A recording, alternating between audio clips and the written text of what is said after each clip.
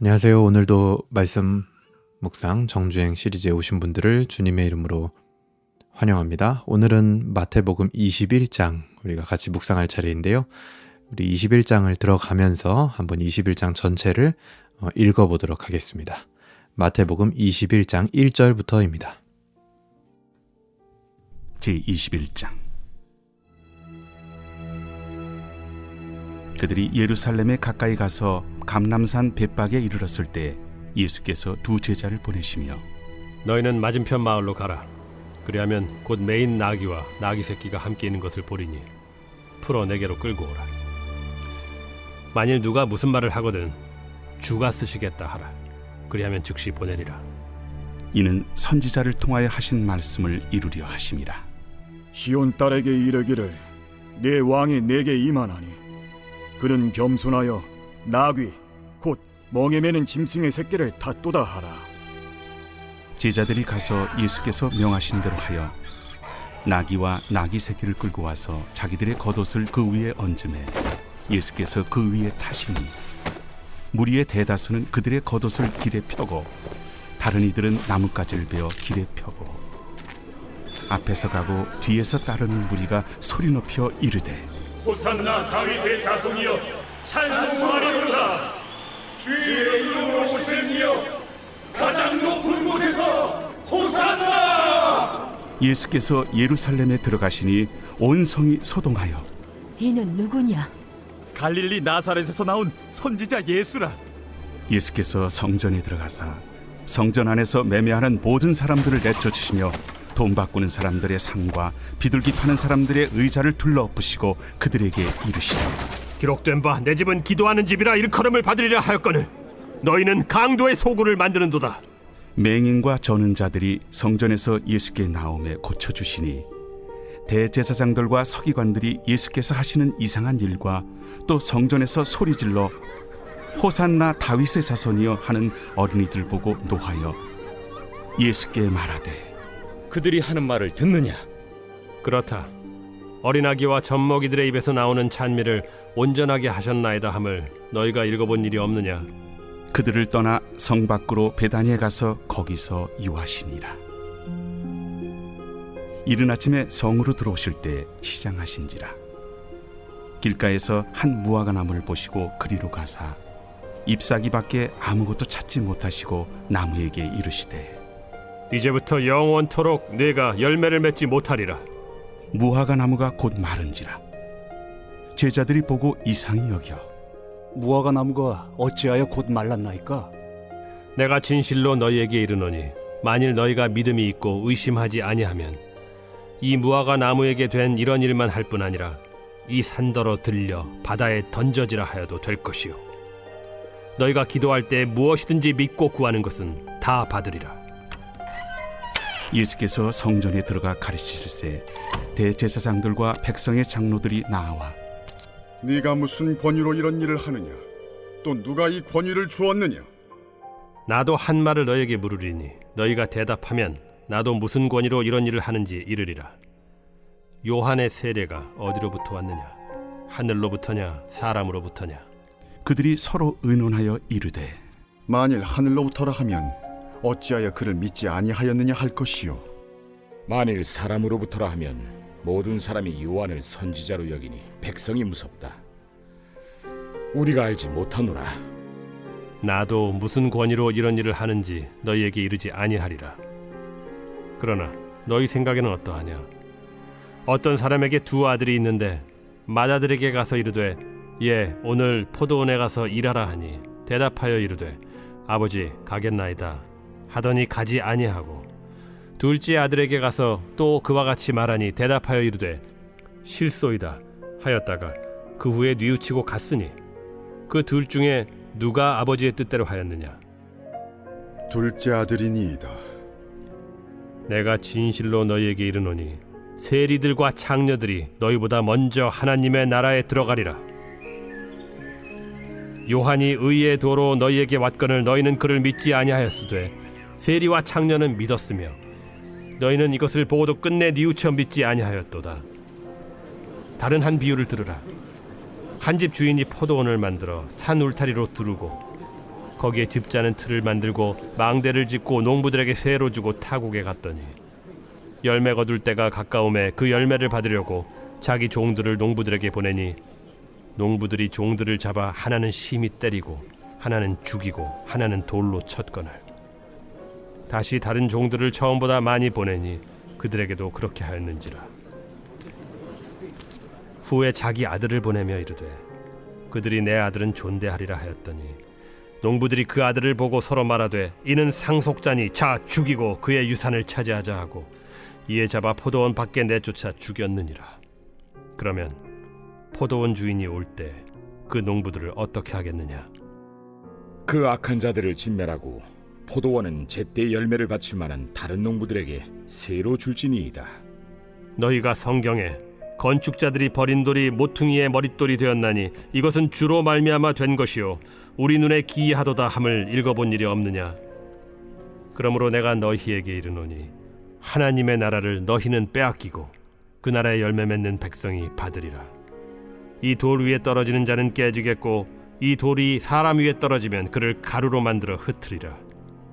대제사장들과 바리새인들이 예수의 비유를 듣고 자기들을 가리켜 말씀하심인 줄을 알고 잡고자 하나 무리를 무서워하니 이는 그들이 예수를 선지자로 알미었더라.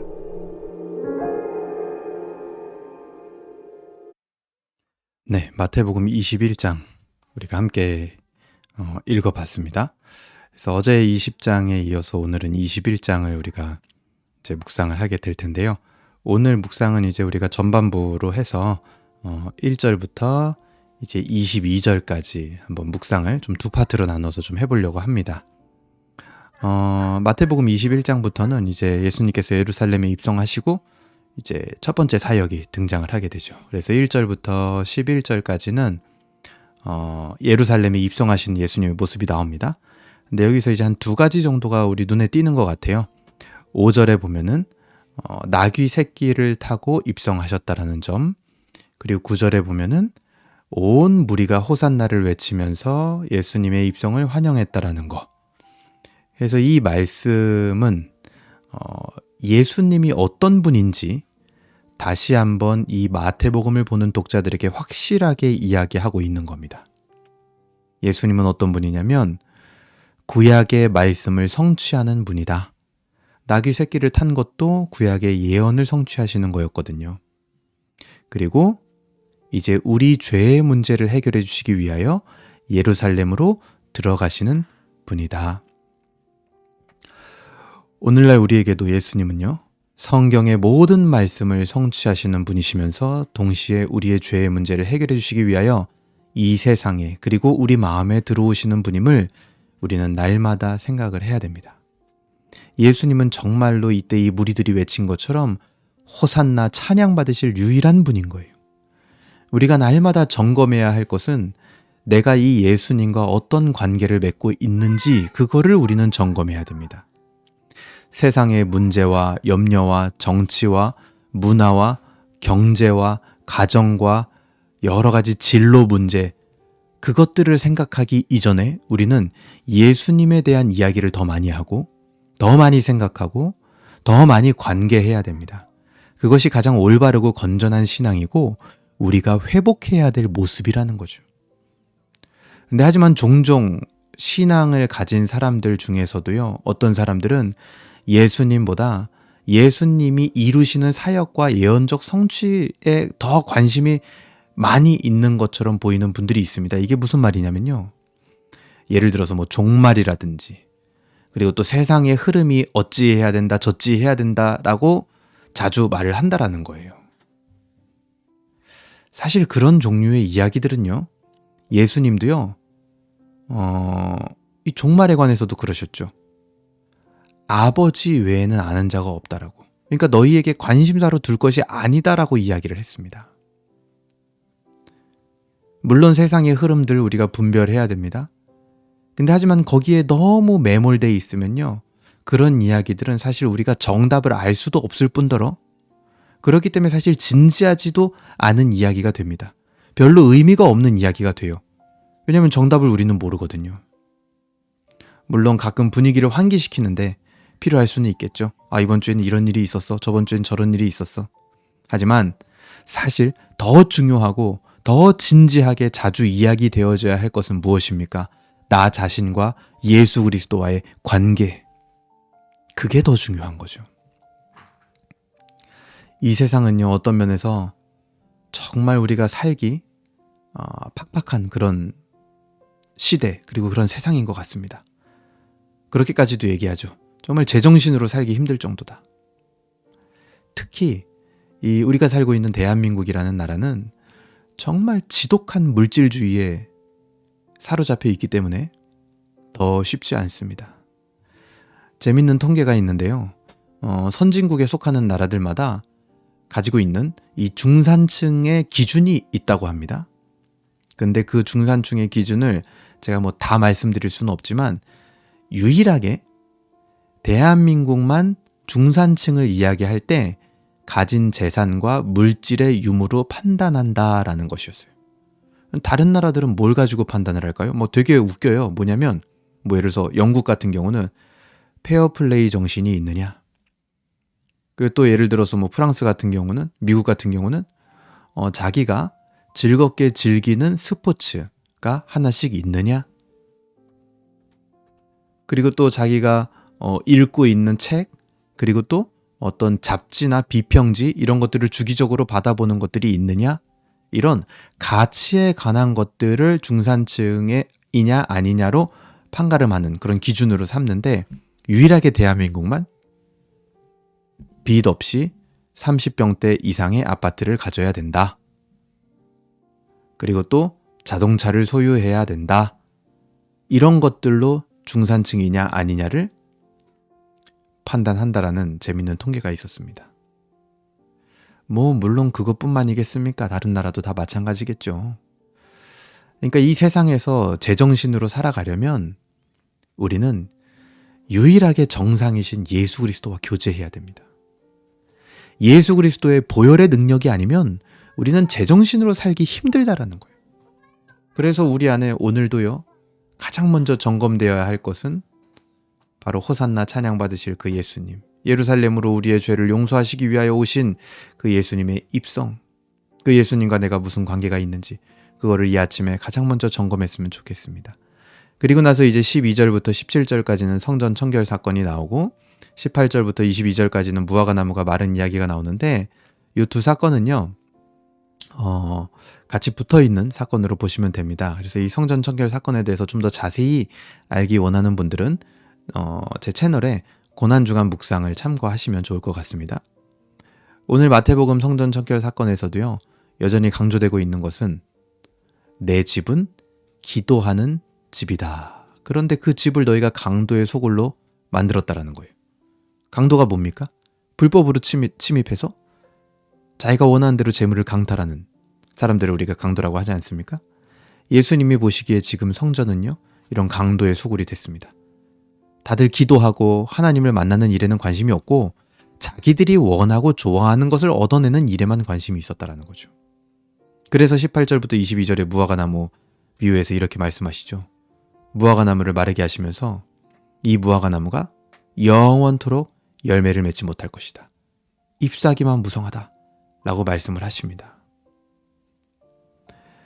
오늘 마태복음에서 이 성전 청결 사건과 무화과 나무 마른 사건의 공통 주제는 바로 기도입니다. 왜냐하면 오늘 본문 22절을 보세요. 너희가 기도할 때 무엇이든지 믿고 구하는 것은 다 받으리라 하시니라. 이렇게 끝나잖아요. 무화과 나무 비유도요. 그러니까 기도에 대해서 얘기하고 있는 거예요. 앞에서도 내 집은 기도하는 집이다. 오늘 무화과 나무 비유에서도 기도할 때 무엇인지 믿고 구하는 것은 다 받을 것이다. 기도의 중요성을 또 얘기하는 겁니다. 그래서 오늘도 우리는요, 어제도 얘기했지만 기도의 중요성을 다시 한번 생각해 봐야 돼요. 하지만 좀 결이 다르죠. 오늘 이스라엘은 성전도 있었고 성전에서 종교 행위도 했습니다. 하지만 그 행위들을 예수님은요, 강도짓이다라고 평가하셨다라는 거예요. 왜요? 무화과 나무 비유를 통해서 보면 열매가 없었기 때문이에요. 기도에 열매가 없는 잎사귀만 무성한 기도 행위만 하고 있었다라는 거죠. 우리는 무엇을 알 수 있습니까? 올바른 기도는 반드시 열매를 동반한다라는 겁니다. 기도할 때 무엇이든지 믿고 구하는 것은 다 받은다 라는 것도 뭐예요? 기도는 반드시 열매를 동반한다라는 것과 같은 말이죠. 우리의 기도는 열매를 맺고 있습니까? 특히 이미 기도 생활을 하고 있는 분들이 생각해 보아야 할 대목입니다. 기도를 아예 안 하는 분들은 이제 기도를 시작해야겠죠. 근데 기도를 충분히 하고 있다라고 생각하는 분들이 한번 생각해 보셨으면 좋겠어요. 열매 맺는 기도를 하고 있습니까? 기도하는 삶을 살고 있지만 정말 그 기도, 하나님과의 교제에서 하나님께서 주시는 기도의 열매들이 나타나고 있습니까? 오늘날 우리에게, 그리고 이미 기도하는 자들에게 나타나야 할 열매는 그렇다면 무엇입니까? 물론 여러 가지가 있을 수 있겠지만 저는 개인적으로, 이건 개인적인 겁니다. 얼마 전에 교회에서 저희 이제 예배 때 기도하다가 그런 생각이 들었어요.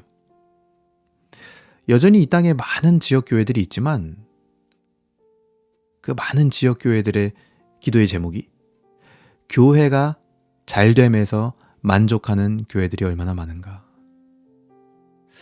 오늘날도 한국 교회의 회복에 책임감을 느끼는 그런 기도를 하는 교회가 있는가?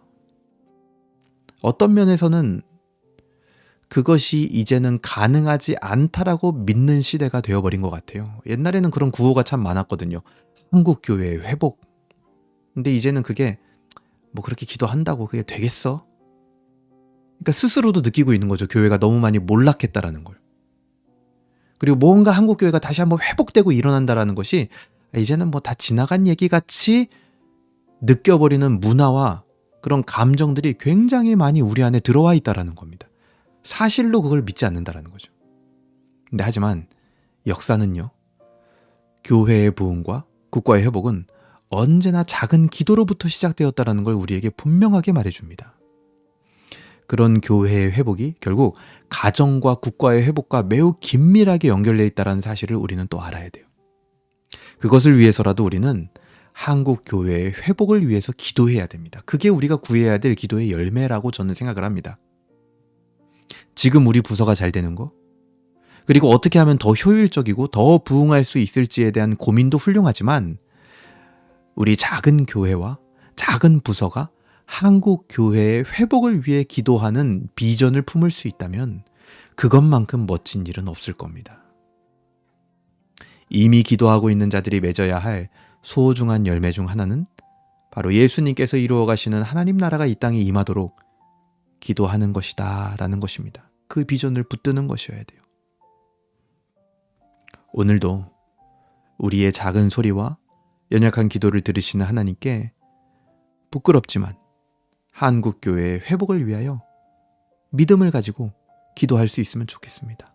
또 그 외에 여러분들이 품어야 할 기도의 열매들, 여러분들이 봐야 할 기도의 열매들이 있다면 그것을 붙들고 기도했으면 좋겠습니다. 기도는요, 반드시 열매를 동반합니다. 그 열매를 동반하지 못하는 기도는 예수님이 마르게 하셨다라는 사실을 잊지 마셔야 됩니다. 그래서 오늘도 그렇게 우리가 기도하며 열매를 붙들고 사모하는 하루가 되기를 주님의 이름으로 소망합니다. 제가 기도하겠습니다. 하나님 아버지 감사합니다.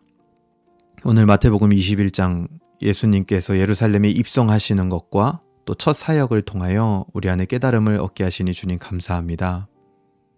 예수님의 입성은 곧 우리 마음의 입성입니다. 우리가 다른 것보다도 그 예수님과 어떤 관계를 맺고 살고 있는지 분명하고 진지하게 다시 한번 돌아보게 하여 주시옵소서. 이 세상의 흐름과 전망과 경제와 가정과 여러 분야에는 다 관심이 많지만 정작 예수님과 내가 어떤 관계를 맺고 있었는지,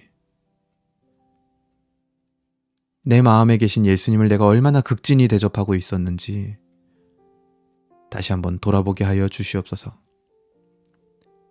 우리의 말 가운데 예수님과 교제했던 것, 예수님 이야기가 가장 많이 터져 나오게 하여 주시옵소서. 또한 성전 청결 사건과 무화과나무 사건을 통하여 기도에는 반드시 열매가 있어야 된다는 사실을 우리가 깨닫게 됩니다. 우리는 열매 맺는 기도를 하고 있었는지, 아니면 그저 종교 행위로서 그냥 기도하는 그 자체로만 만족하고 있지는 않았는지 돌아봅니다. 열매 없는 기도, 주님이 바라는 기도가 아닙니다. 우리 안에 반드시 열매 맺는 기도를 하게 하여 주시고, 특별히 우리의 크고 작은과 상관없이, 우리의 실력과 능력과 상관없이 이 한국교회의 회복을 위하여 기도하는 그런 멋진 비전을 품는, 그런 멋진 열매를 꿈꾸는 교회와 부서와 사역자들과 성도들이 일어날 수 있도록 은혜를 베풀어 주시옵소서. 그 회복의 시작은 바로 예수님과 내가 교제하는 것입니다. 그 일이 오늘 우리의 삶 가운데 있게 하여 주시옵소서. 감사드리며 예수님의 이름으로 기도합니다. 아멘. 네, 감사합니다. 오늘도 함께 묵상할 수 있어서 너무나 감사했고요. 여러분 삶 가운데도 기도의 열매가 많이 맺히기를 저도 함께 기도하겠습니다. 감사합니다.